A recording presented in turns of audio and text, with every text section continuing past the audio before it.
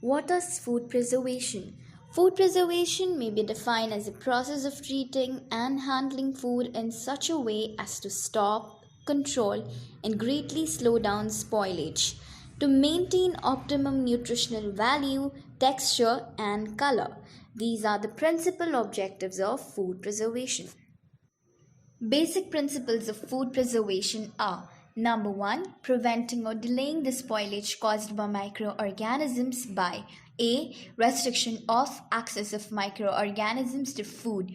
B. Inhibiting or retarding the growth of microorganisms already present in food. C. Inactivation or destruction of microorganisms in food. And the number 2 is avoiding or delaying natural chemical changes in food brought about by oxidation, its own enzymes, ripening, enzymatic browning, etc. All of these come under the natural chemical changes that can spoil food. Number 3 is preventing physical changes or damage to food during transportation, which is nothing but mechanical injury, and also by pest, etc.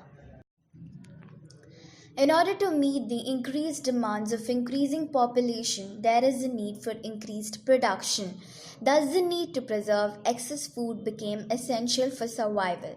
Traditional home-scale methods such as dehydration, sun-drying, smoking, use of low temperatures such as refrigeration, use of sugars, pickling, use of salt, use of spices and oils and acids cannot be applicable for large-scale preservation, thus giving birth to commercial methods of food preservation.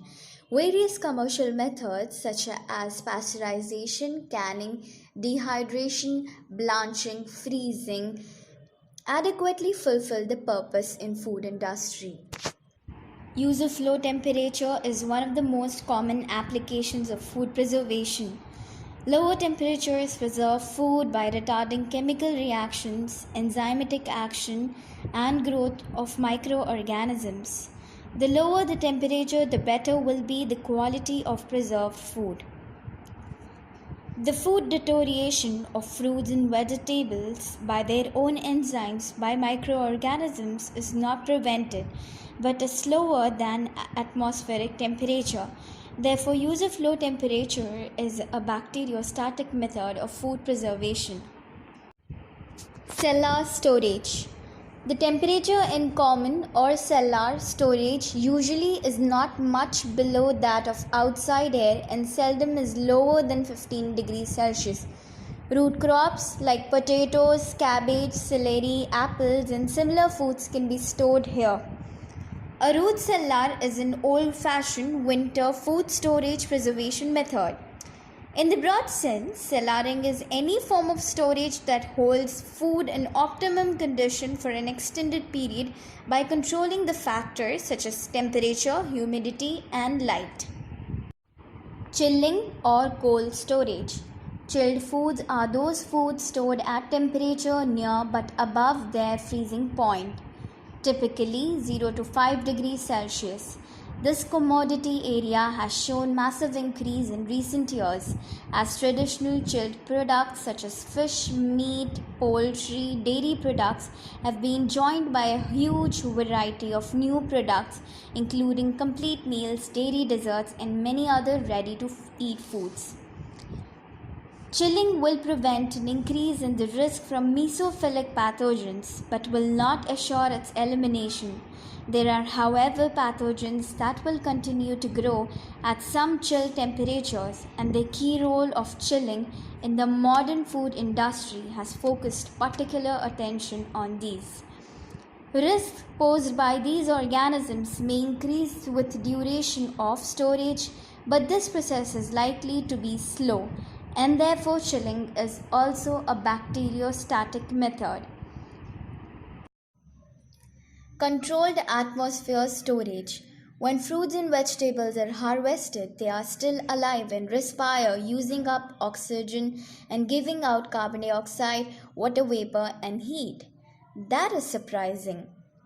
The faster the rate of respiration, the quicker the ripening process, and the faster the food gets spoiled. Thus, the need to reduce the ripening rate.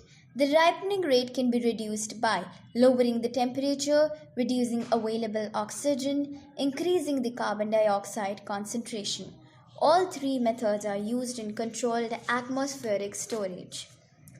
Fruits can be stored for varying length of time under controlled atmospheric storage, thus extending the shelf life. Modified atmospheric storage is also used for food storage. It differs from controlled atmosphere storage because in controlled atmosphere storage, the percentage of gas is monitored, while in modified atmosphere, the air is initially replaced with gas, but no further measures are taken to check the percentage of gas in the atmosphere. This is how the food is preserved in a controlled, monitored environment. And the last method of use of low temperatures for food preservation is freezing. Freezing is a type of bacteriostatic method.